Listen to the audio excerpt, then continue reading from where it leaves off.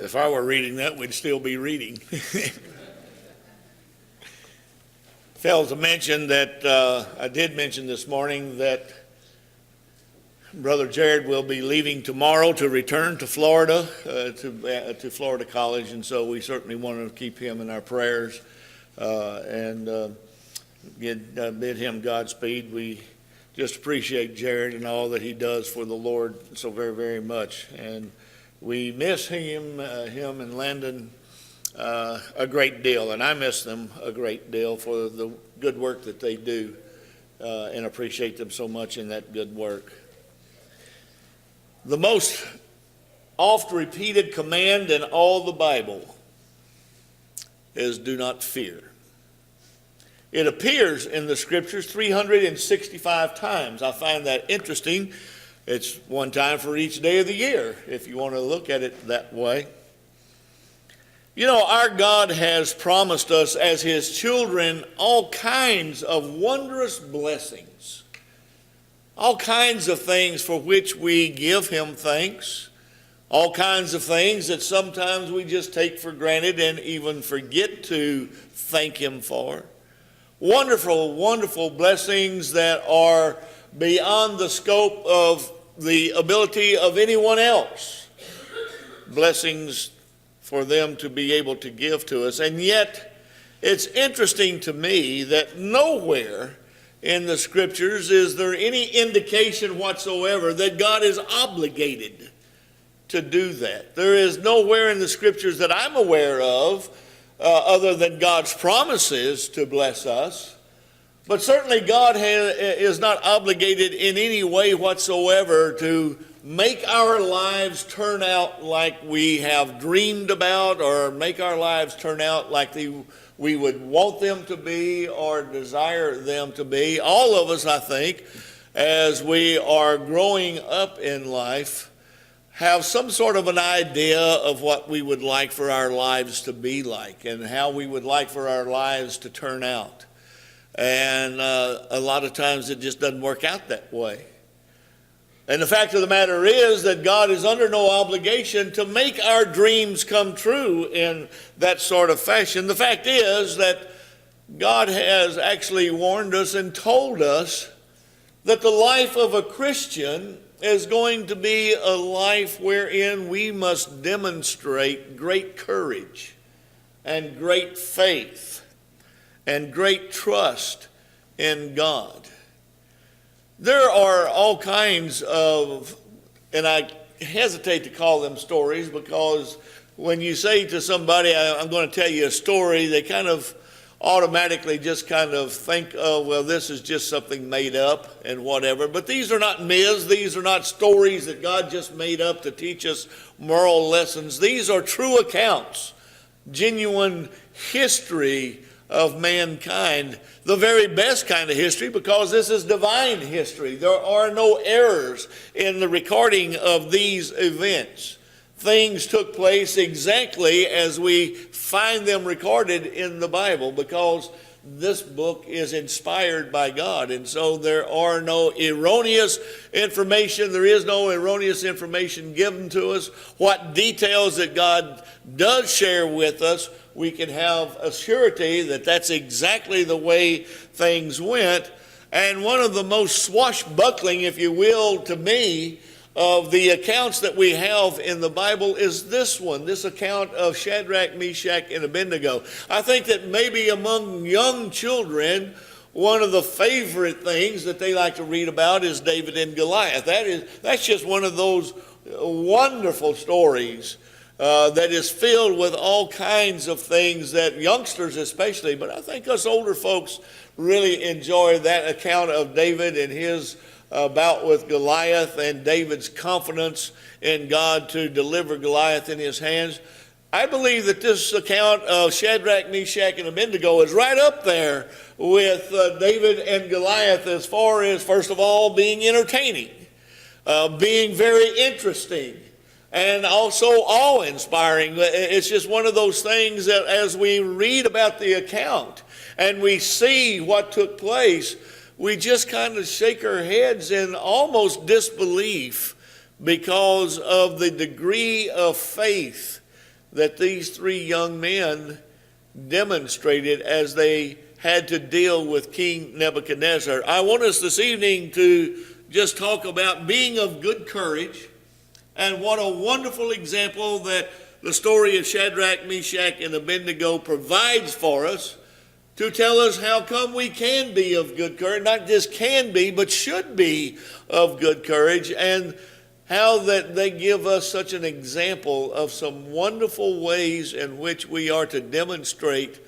our love for God, first of all, and also our confidence and trust and faith in God and all the promises that He has made to us. Now, let's just go back and look at a little bit of history here that has to do with the southern kingdom, because the Shadrach, Meshach, and Abednego were members of the southern kingdom that have been taken into Babylonian captivity. But let's back up a little bit. Dale presented and talked about it a little bit in the Bible class this morning, how that God had delivered the children of Israel out of Egyptian bondage. He had brought them with all their complaining and all their murmuring and all that kind of stuff. He had brought them through the desert. He brought them to Mount Sinai. He gave them His law at Mount Sinai. He gave them instructions for the building of the tabernacle, where He would come down and manifest His presence with them there at the tabernacle. How that they through the leadership of Joshua, went into the promised land and conquered the promised land. And Dale pointed out this morning that perhaps the height of Israel's relationship with God, at least up to that time, was during the days of Joshua. They went in and they conquered the land to a large extent. They didn't completely drive out all the heathen nations, but to a large extent, they did what God told them to. And under the leadership of Joshua, they enjoyed perhaps their very best relationship with God. Now, unfortunately, the scriptures tell us about how that Joshua died. The elders of the people that served with Joshua, they died. And there arose a generation that did not know Jehovah. There arose a generation after Joshua and the elders that had counseled him had died. There arose a generation that did not know Jehovah. They did not know the works that He had done, the scriptures tell us. And we, of course, recognize as we read the account there in the book of Judges, how that God's people would fall away from God. We talked about it this morning, that during the days of the judges, every man did that which was right in his own eyes, and that didn't work out. It didn't work out at all. It didn't work out to anybody's benefit. They would serve God for a little while. Then they would decide they were going to do things their way. And then they would cry out to God because of the affliction by some heathen country or a heathen nation of people. God would send them a deliverer, a judge who would deliver them from the oppression of those people. They would serve God for a little while, and then they'd decide, I want to do things my way again. And that was their history there during the days of the judges. And during that period of time, their relationship with God just steadily declined. Now comes along the days of the United Kingdom, when God's people demanded that they be given a king to rule over them like all the nations around about them. And King Saul started out good, as Dale was talking about this morning, but that dropped off real quick. He did not last as far as being a good king. As a matter of fact, he was disobedient to God, and so God replaced him. And God replaced him with a man that God said, a man who would do His will. And that man, of course, was David. And David brought the people of Israel to a state of glory in that he conquered all of the nations around about him. There was peace during David's reign to a certain extent. There was also war, but then during the reign of David's son Solomon, the entire people of Israel were at peace. And everything was pretty good there. But when Solomon died, he left the kingdom to his son Rehoboam. And if you're a good Bible student, you know the history there, that Rehoboam made some bad decisions. It caused the people to want to rebel. God assigned a man to be a leader of the people, Jeroboam. He took the 10 northern tribes of Israel and formed the northern kingdom of Israel. And there was the southern kingdom of Israel, of Judah. And the southern kingdom of Judah stayed faithful to the Lord to a larger extent for a longer time. But Jeroboam led the people into idolatrous worship. They had all kinds of kings that took them further and further and further and further away from God. And finally, that idolatrous worship and that sin that was very much a part of the kingdom of Israel made its way in, influenced the people of the southern kingdom of Judah, and they too then got involved in idolatrous worship, to where it was necessary for God to, first of all, have the northern kingdom of Israel to go into Assyrian captivity, to teach them that they needed to forsake all these false gods, that they needed to remember that the law that he had given them at Mount Sinai, the very first thing was that you were to have no gods before me. They had to be taken into captivity as a matter of punishment to teach them that very valuable lesson. And so it also became necessary for the kingdom of Judah to go into Babylonian captivity to learn that same lesson. Under the providence of God, though, the Babylonian captivity was overcome by the Persian kingdom. There was a man by the name of Cyrus who was very sympathetic and who would allow God's people to return to Jerusalem and set things up. But while they were in Babylonian captivity, we read this account of Shadrach, Meshach, and Abednego. And as Jared was reading that a moment ago, you noticed all the details there, how that there was this great golden image that Nebuchadnezzar had erected, even though it did not specify. Most folks think that it was an image of himself. But whatever the case was, there was this great golden image that Nebuchadnezzar said, now when you hear the signal, and the signal was going to be all those various musical instruments, when you hear the sound of those musical instruments, you are to bow down and worship that image. And anyone who fails to do that will be thrown into that blazing furnace of fire, the burning fiery furnace. Well, the instruments were sounded. The people bowed down except for Shadrach, Meshach, and Abednego. And that information was brought to Nebuchadnezzar, as Jared read just a moment ago. And I think that it's important. It might be something that we skip over, but it's very, very important that you pay attention to what Nebuchadnezzar's reaction was. It said that he was in an extreme rage. This man, and by the way, we all know that the Babylonian Empire were some of the most ruthless people on the face of this earth. They were very cruel, and you can imagine Nebuchadnezzar as the king of such people, how cruel that man must be. And being king, he would want his word, his commands, his edicts to be observed and to be obeyed without question and without fail. And so when he went into this extreme rage, you can imagine how much fearfulness that would raise into people. And so the word was brought to King Nebuchadnezzar about Shadrach, Meshach, and Abednego. And we read there in Daniel chapter 1, verses 2, that in the third year of the reign of Jehoiakim, king of Judah, Nebuchadnezzar, king of Babylon, came to Jerusalem and besieged it. The Lord gave Jehoiakim, king of Judah, into his hand, along with some of the vessels of the house of God. And he brought them into the land of Shinar, to the house of his God, and brought the vessels into the treasury of God. God actually was allowing this to take place. Now that's an important thing, that's an important part of this history that we need to take into consideration. This was actually something, I think that it would be safe to say, that God was orchestrating.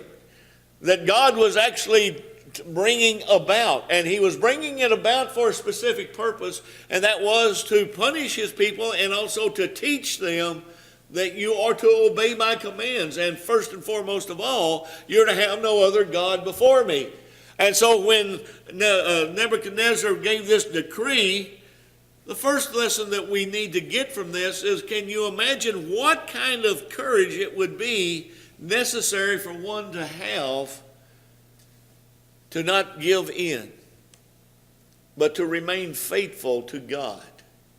Thinking about this man Nebuchadnezzar and the fact that he is in this rage. He is out of his mind with rage.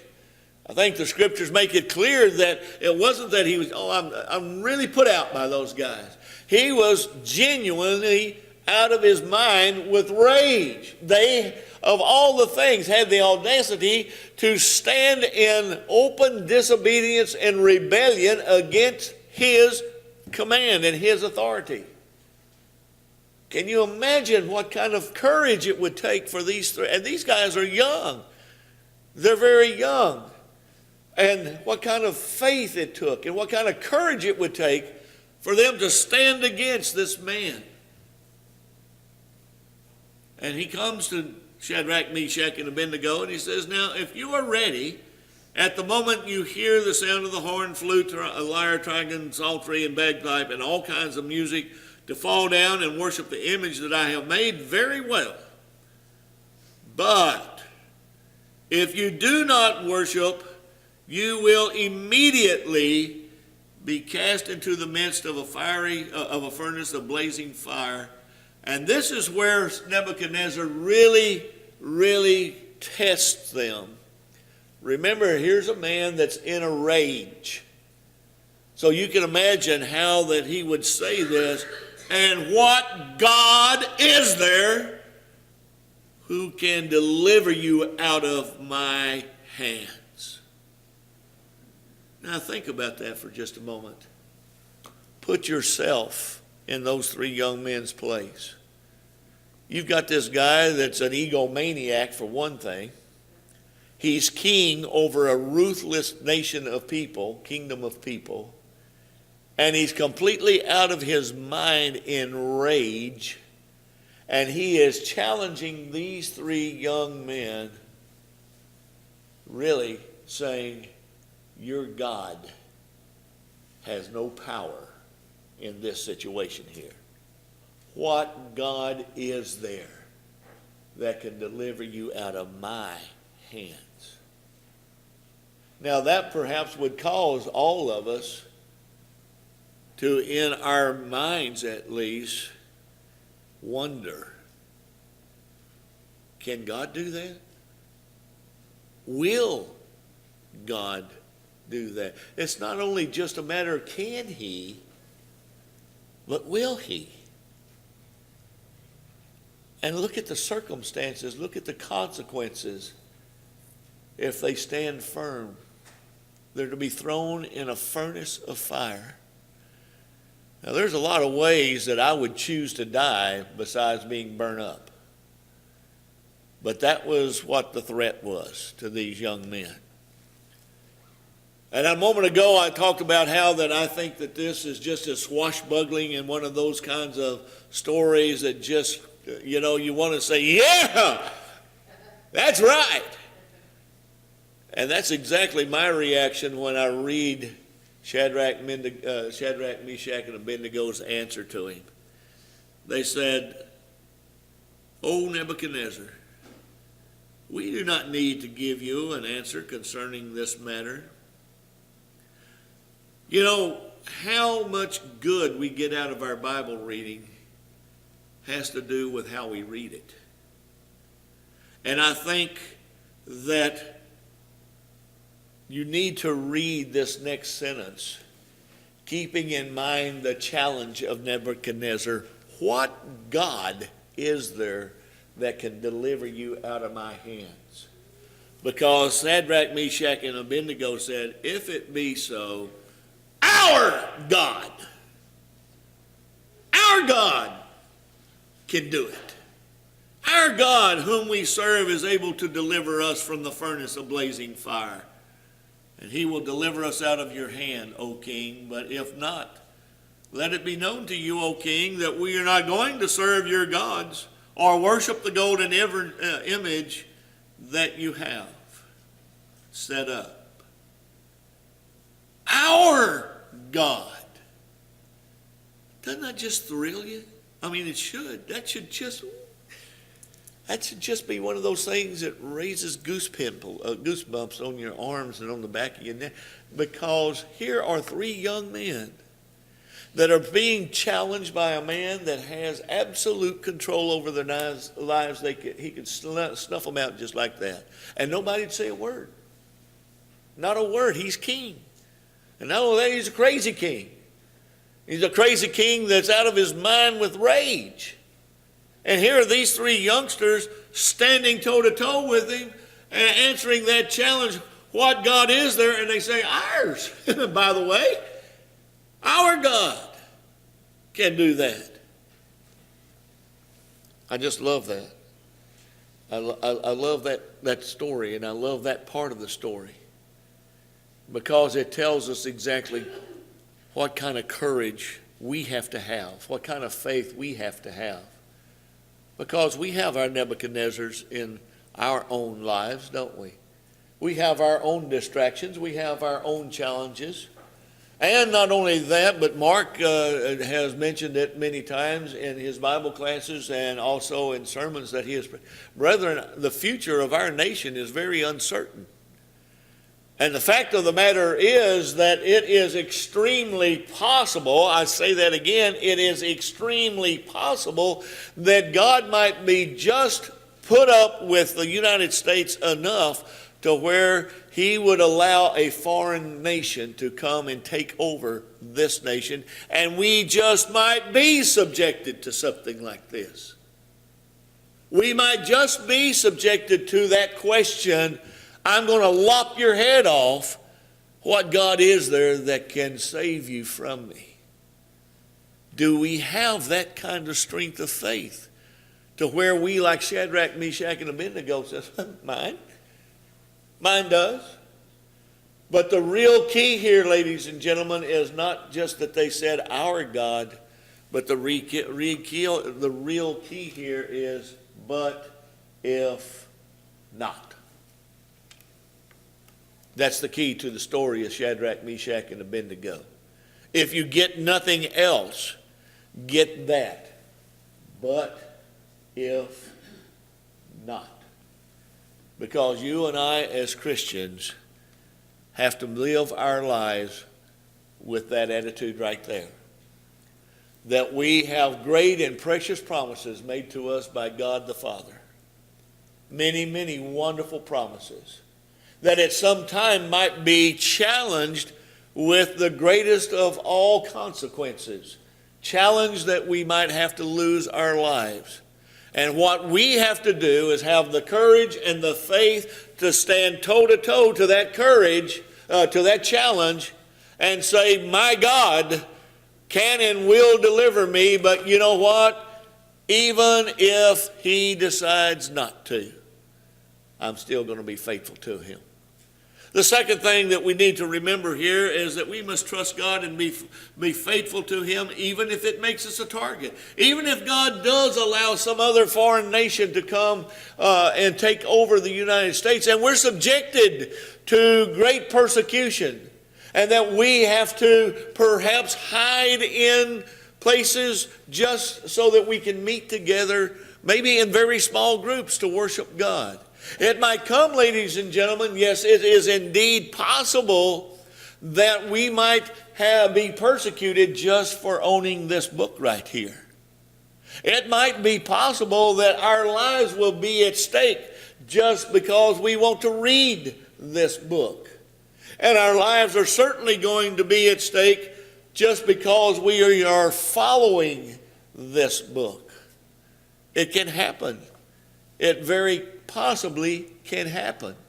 And we need to understand that if God does not take pleasure in this nation, that we as Christians will be targeted, especially if God uses some radical Muslim nation who believes that everybody who is not a Muslim is an infidel and they do not care about converting us.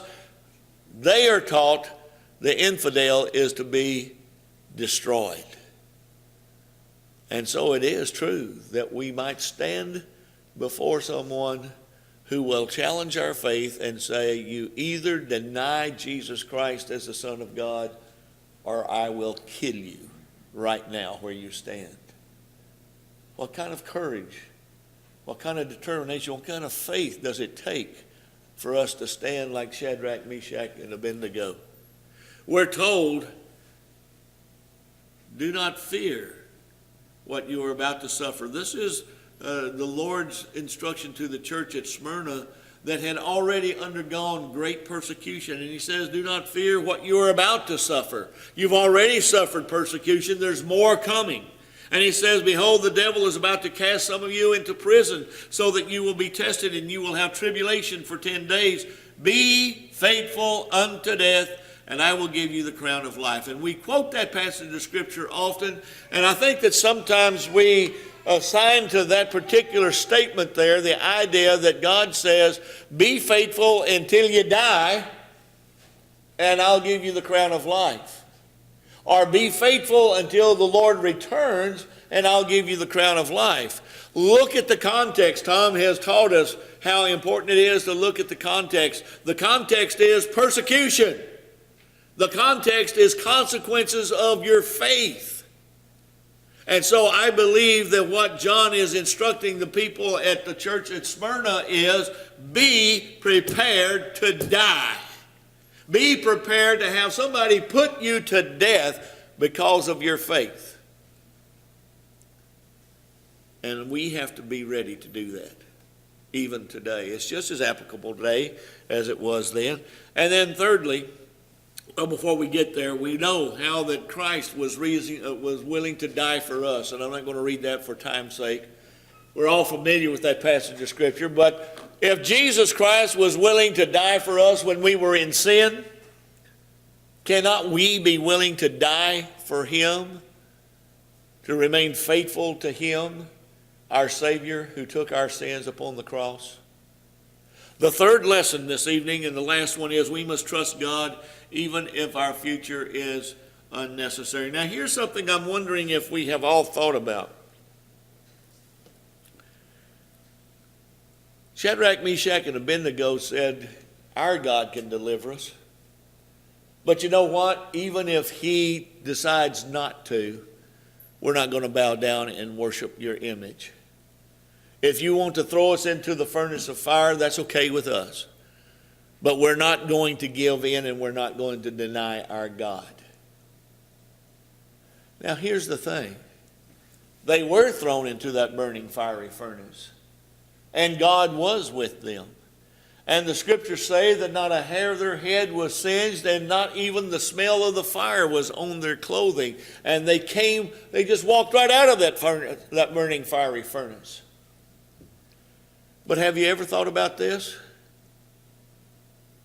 Did they know what Nebuchadnezzar's disposition was going to be toward them then? What if that had made him even more mad? We're talking about a man that is really not a rational human being.